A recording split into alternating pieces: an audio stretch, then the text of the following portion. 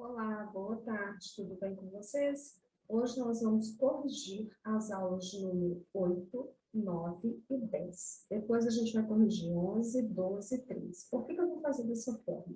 Para ficar 2 vídeos menores, não ficar tão cansativo para vocês aí na casa de vocês, ok? Então, por que eu deixei para corrigir todas essas aulas em 2 vídeos? Porque a gente encerrou o capítulo 2 na aula da semana passada, de quinta-feira. Então, quando eu corrijo com vocês, eu consigo fazer uma revisão da matéria também, ok? Então, vocês vão abrir o caderno de vocês, localizar a aula de número 8 e corrigir as atividades, igual a gente sempre faz. Acertou, se é de certo, errou, dá um risquinho, e depois vocês fazem uma foto e mandam para mim o número de acertos e o número de erros, ok? Então, vamos lá. Eu vou procurar fazer o vídeo o mais rápido possível, tá? Para não ficar cansativo também. O tema da aula número 8 foi a localização e extensão do território brasileiro. Lembrando que a gente já havia trabalhado esse tema na aula de número 2, né? Então, eu agora só aprofundei mais o assunto. Então, o Brasil, ele é um país com dimensões continentais. Na verdade, nós possuímos uma área muito extensa, com 8 milhões e meio de quilômetros quadrados, aproximadamente. E essa extensão, ela pode ser comparada à extensão de um continente, por exemplo, da Europa, né? O texto, inclusive, comparava isso para vocês. Comparava com a Europa, que tem 10 milhões e meio de quilômetros quadrados. Então, vamos imaginar que se o critério para ser um continente fosse somente a extensão territorial, nós seríamos considerados um continente. É claro que o critério não é só esse. Vocês já aprenderam comigo também no 6º ano que, além disso, a gente tem que ter uma grande extensão de terra, né, um continente cercado de água por todos os lados. Então, o Brasil não enquadra nessa característica, por exemplo. A Europa também não, viu, gente? Ela é uma península. Eu perguntei o que é uma península na última aula para vocês. Então, é uma grande extensão de terra cercada de água por todos os lados, menos um. Porém, a Europa tem uma característica cultural muito marcante e que faz com que ela seja considerada um continente. Antes que vocês se perguntem em casa, o professor ficou doido, né? O continente tem que ser cercado de água por todos os lados e a Europa não é. Ok? Então, vamos continuar. Aí eu mostrei para vocês a partir de um mapa, que é esse mapa aqui. Vou pegar minha canetinha aqui. Esse mapa aqui, ó, ele mostra para vocês a extensão territorial do Brasil e os pontos extremos. Professor, o que é um ponto extremo? Aquele que vai ao máximo, né? Passou dali, já não tem mais jeito. Então, o nosso ponto extremo ao norte é o Monte Caburaí, lá em Roraima. O Arroio Chuí, no Rio Grande do Sul. A Ponta dos Seixas, na Paraíba. E a nascente do rio Moa, no Acre. Aí eu pedi para que vocês lessem o texto, assistissem a uma videoaula que eu enviei junto com esse texto, para depois fazer as atividades enviadas. Então, vamos às atividades. Número 1. Explique por que o Brasil é conhecido como um país de dimensões continentais. Então, vamos à resposta. Porque ele possui uma grande extensão territorial, que, se comparada ao tamanho,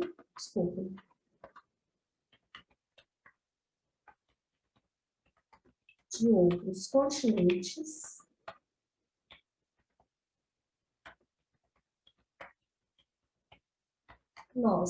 e se, vou colocar melhor, né? O critério para, vamos colocar para caracterizar, né? O continente fosse a extensão territorial, o nosso país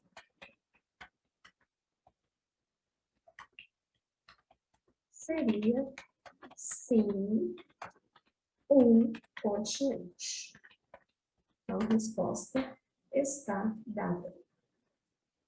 Vou colocar de vermelho, como eu sempre faço para vocês, tá bom? Para que vocês identifiquem a resposta mais fácil.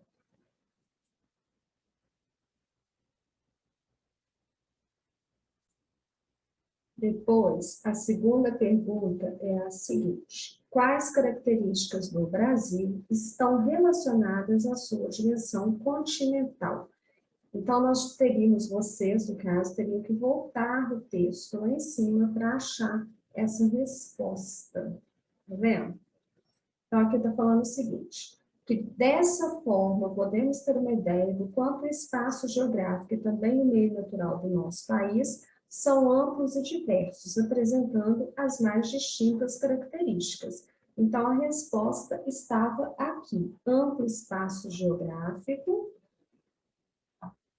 O que é espaço geográfico mesmo, gente? Espaço natural modificado pelo homem. Então, nós moramos no espaço geográfico. O mundo é um espaço geográfico, né? Amplo espaço geográfico e grande variedade de recursos naturais. O que são recursos naturais, né? Tudo que a gente retira da natureza. E a nossa variedade é muito grande, porque o nosso espaço geográfico também é muito grande. Resposta dada. Depois, a próxima pergunta. O que significa dizer que o Brasil possui dimensão simétrica? Então, o que isso significa? Estava no vídeo, né, que eu enviei para vocês, e lembra muito lá das aulas de matemática. Então, significa que as distâncias norte e sul, significa que as distâncias norte, sul e leste, oeste são quase as mesmas. Então, possui uma simetria. Possui uma simetria. Ponto final, né, gente? Não vírgula no final. Então, eu vou grifar aqui de novo para vocês. Colocar de vermelho. Agora, nós vamos ver a resposta aqui, onde a gente tirou. Para que vocês voltem no mapa rapidinho. Então, olha só. No sentido norte-sul, o Brasil possui uma distância de 4.394 quilômetros entre o Monte Camboraí e o Arroio Chuí. Então, essa distância aqui, ó, tá vendo? Ela tem 4.394 quilômetros. Quando a gente pega da nascente do rio Moá à ponta do Seixas, a gente acha uma distância de 4.319 quilômetros. Então, a distância é quase que igual, ela é bem simétrica. Por isso que a gente fala que ele possui, né, dimensões simétricas. Agora a gente vai para a última pergunta, último exercício. O último era o seguinte, vocês tinham que copiar esse quadro no caderno de vocês, né? E responder para mim preenchendo o quadro. Então, olha só. O ponto extremo do norte. Qual que é o nome do ponto extremo do norte? Vocês tinham que vir nesse mapa aqui, tá vendo? O nome do ponto extremo ao norte é Monte Camboraí. Então, vocês iriam aqui e colocariam Monte Camboraí.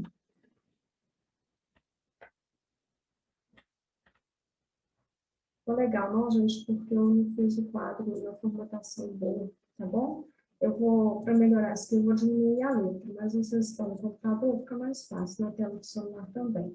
Aonde que fica o Monte Camboraí? Aí a gente tem que ir lá e olhar onde está o Monte Camboraí.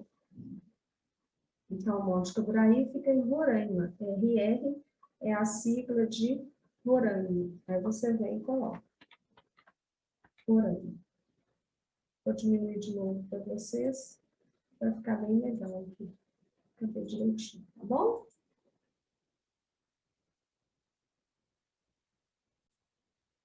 qual que é a capital de Roraima? A capital de Roraima chama-se Boa Vista. Eu venho aqui de novo, diminuo para poder caber. Tá legal. Aí agora a gente vai achar o ponto extremo do sul. O ponto extremo do sul, ele se chama Arroio Chuí. E está localizado no Rio Grande do Sul. Então, vamos lá. Arroio Chuí, Rio Grande do Sul.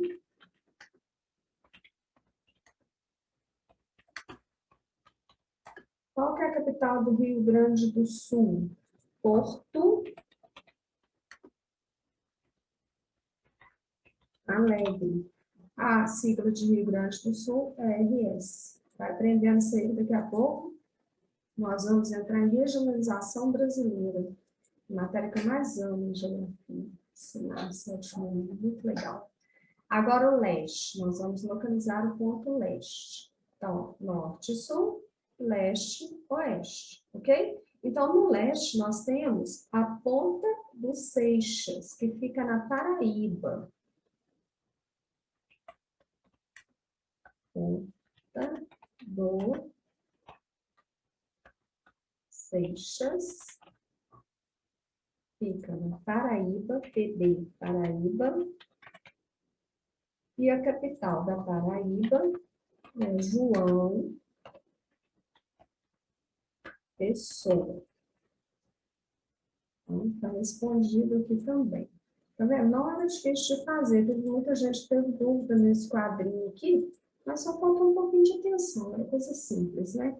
Mais difícil talvez fosse achar as capitais, mas lá no livro tem alguns mapas. Depois a gente vai achar no ponto oeste. No oeste, a nascente do rio Moá, o rio Moa, né? Não sei qual que seria a pronúncia correta.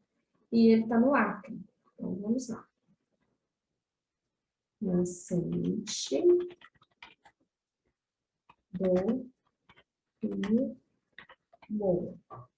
O estado é o Acre. E qual que é a capital do Acre? Rio Branco.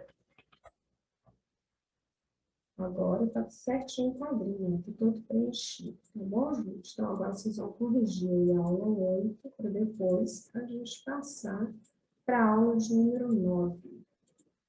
Coloquei tudo de vermelhinho, qualquer dúvida também, faz um print na tela e vai corrigindo no caderno, tá bom? Então, agora nós vamos passar para a aula de número 9.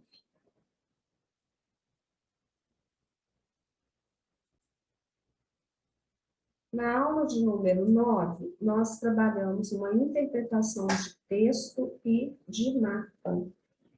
Voltei com vocês com o mesmo mapa dos pontos extremos e das dimensões dos pontos extremos do Brasil, né? Então, é o mesmo mapa que tinha do outro lado, só que aqui traz as distâncias, tá vendo? Certinho para vocês. Observe o mapa e leia o texto. A extensão continental das fronteiras brasileiras coloca a tecnologia como elemento fundamental para aumentar o controle do fluxo de drogas e armas. São 16.866 quilômetros no total de fronteira terrestre, 5,5 vezes a linha que divide os Estados Unidos do México, de pouco mais de 3.000 quilômetros. No entanto, o Sistema Integrado de Monitoramento de Fronteiras, projeto iniciado em 2012 como grande aposta para enfrentar o desafio, só cobre 660 quilômetros, menos de 4% das fronteiras nacionais. O desafio que ele fala aqui é controlar o fluxo de drogas e o fluxo de entrada de armas no nosso país a partir das fronteiras, ok? Então, vamos lá. O texto era um pouquinho complexo até, assim, porque estava na entrelinha a resposta. Número 1. Com base no texto e na interpretação, quais problemas enfrenta um país de extensão territorial tão grande como o Brasil? Então, o problema enfrentado é justamente esse aqui, ó. Controlar o fluxo de drogas e entrada de armas nessas fronteiras, no caso do nosso país especialmente, tá bom? Então, eu vou dar a resposta aqui. Ele estava realmente na entrelinha, né? Se vocês prestassem mais atenção, assim, com mais atenção no texto. Então, devido à sua grande extensão fronteiriça,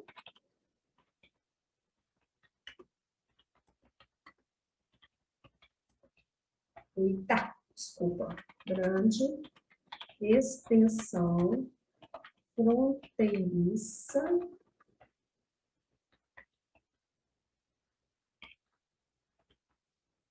vírgula, países como o Brasil enfrentam grandes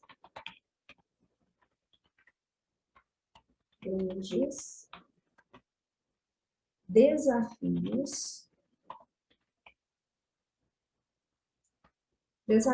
vírgula, como controlar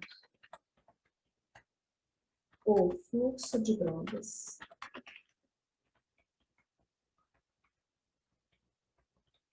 e a entrada de armas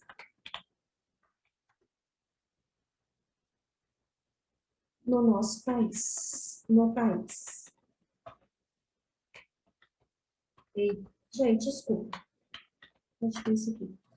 Então, olha só, eu vou grifar também de vermelho a resposta para que vocês copiem isso. Se precisar fazer um print, fica mais fácil também. Agora, a última questão é uma resposta pessoal. Eu não posso responder por vocês. É muito complicado. Quando eu peço na sua opinião, né, eu quero a opinião de vocês. Então, eu aprendi isso muito com o meu menino. Quando eu estava no segundo ano, ele falou para mim: mamãe, a professora pediu a minha opinião e quando eu dei, ela considerou errado.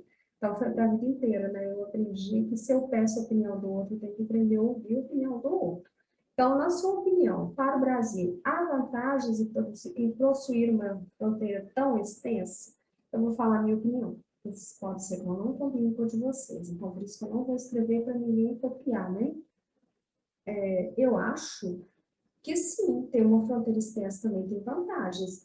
Tirando aí o fluxo de drogas, a entrada de armas, a gente tem que pensar que numa fronteira muito grande facilita muito a relação com o país vizinho, né?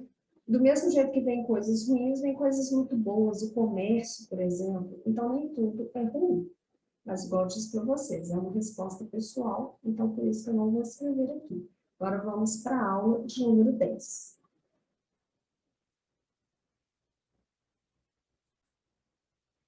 Bom, na aula de número 10, eu falei que a gente ia terminar de assistir o vídeo enviado na aula 9, né?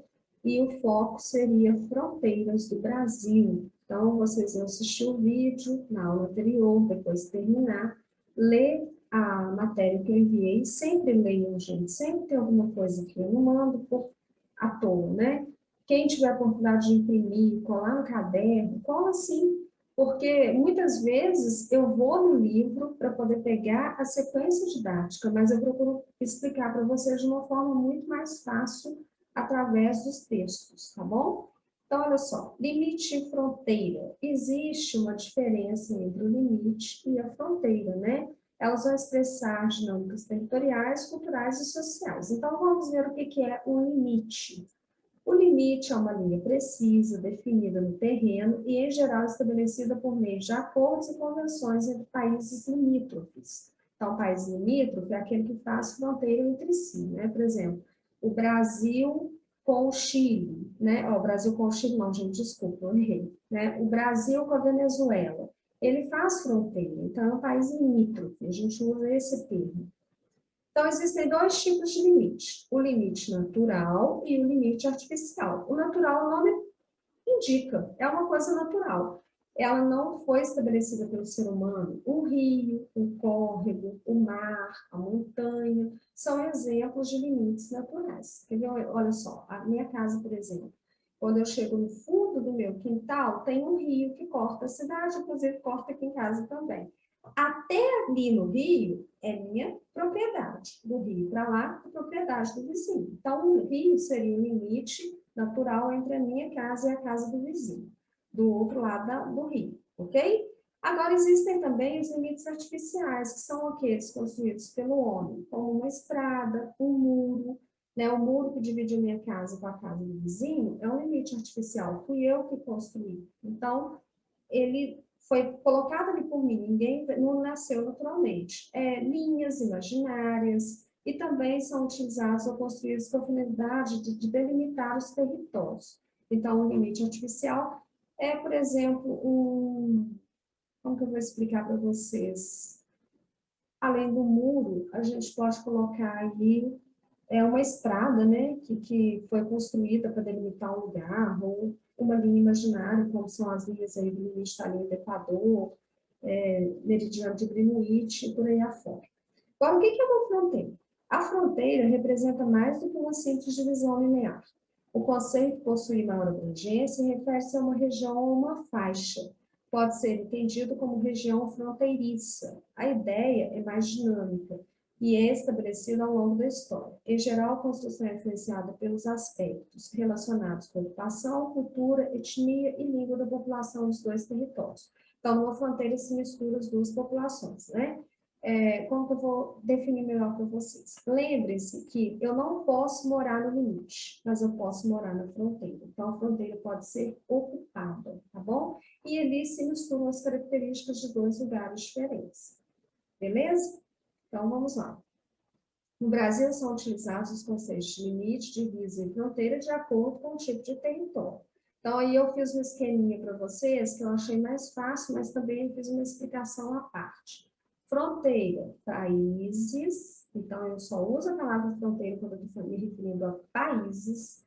Divisa, quando eu estou me referindo a estados, por exemplo, Amazônia, Pará, Bahia, Minas. Então, Minas faz divisa com a Bahia, né? O Amazonas faz divisa com o Pará. Eu não posso falar que ele faz fronteira. Fronteira quem faz é país. E limite é a divisa para os municípios. Então, por exemplo, Ressaquinha limita-se com Alfredo Vasconcelos. Então, é um limite. Ok? Então, vamos aos exercícios. Diferencie fronteira de limite. Então, vocês tinham que escrever para mim. Basicamente, eu ler o texto e copiar do texto. Não é isso?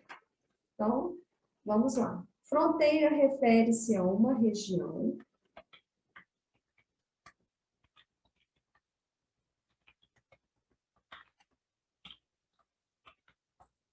ou faixa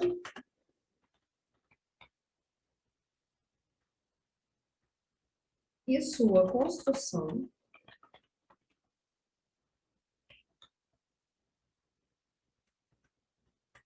é influenciada, estou para lá no texto, né? Pelos aspectos relacionados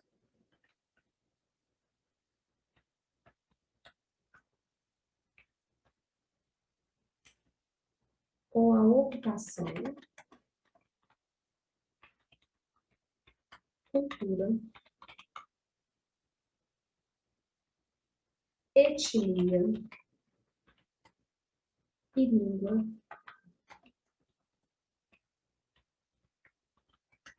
da população.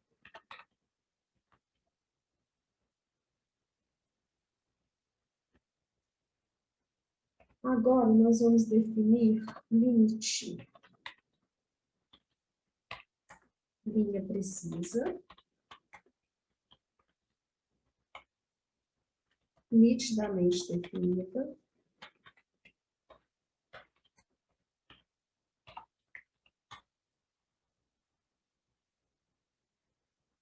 no terreno, vírgula, que em geral é estabelecida por meio de acordos e convenções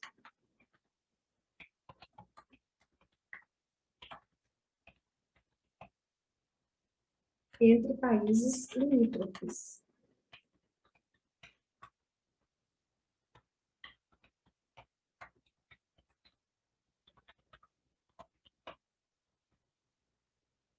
Ou fronteiriços, né? Vai ficar legal. Eu acabei de explicar para vocês a matéria. Então, aqui está a resposta. Fronteira e limite. Futuramente nós vamos ver de novo essa matéria, lá no oitavo ano, tá? Só que de uma forma mais aprofundada. Quais são os tipos de fronteira existentes? Aí, essa pergunta foi feita errada. Era limites. E eu coloquei fronteiras. Então, na verdade, existem limites naturais.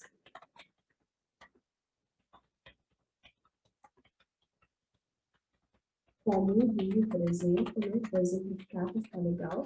Aí vocês corrijam no caderno de vocês, provavelmente vocês nem perceberam isso. Como um rio, por exemplo, e limites artificiais,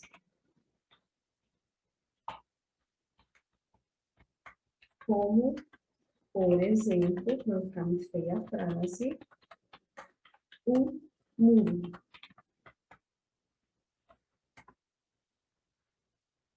A resposta está aqui, a pergunta foi feita errada. Se ninguém corrigir na hora, corrijam, por favor.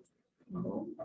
Agora aqui eu pedi para vocês usarem as 3 palavras: divisa, fronteira e limite. Minas Gerais faz com São Paulo e Bahia. Então, vocês tinham que voltar aqui, gente, sempre volta em matéria, sempre que precisar. Divisa, tá vendo? Porque a palavrinha divisa é utilizada para estados. Em Minas Gerais é um estado, São Paulo outro e Bahia outro. Então, a palavra daqui seria divisa. Ressaquinha faz limite, né? Municípios fazem limite com Alfredo Vasconcelos. E o Brasil faz fronteira com a Venezuela. Na verdade, eu não faço fronteira só com a Venezuela, mas aqui no caso era a palavra que cabia. Mas visita mais países.